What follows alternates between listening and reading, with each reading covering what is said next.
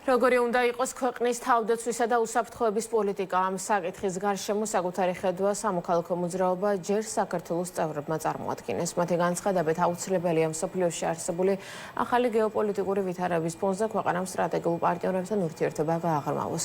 მოძრაობის წევრები ამბობენ, რომ საზოგადოების სხვადასხვა ჯგუფთან გამართული კონსულტაციების შემდგომ შემუშავდება ჩარჩო დოკუმენტი, რომელიც მათ ხედვებსა და პროგრამას გააერთიანებს. Გვინდა ამ თემაზე ვიმჯელოთ არა მარტო ვიწრო გაგებით, რასაც უსაფრთხოებათა და თავდაცვა ქვია, არამედ კომპლექსურად მიმოვიხილოთ, როგორი შეიძლება იყოს ქვეყნის განვითარება ამ გზით.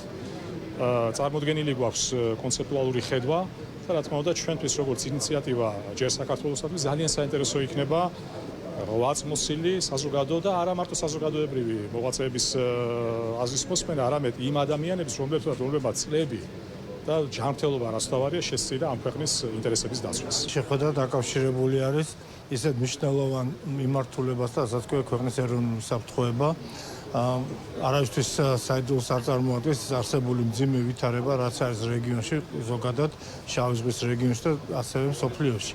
რამდენად შეიძლება ეს აისახოს ქვეყნისთვის, რამდენად ქვეყანა არის და იმ გამოწვევებისთვის, აი ამაზე გვექნება დღეს საუბარი.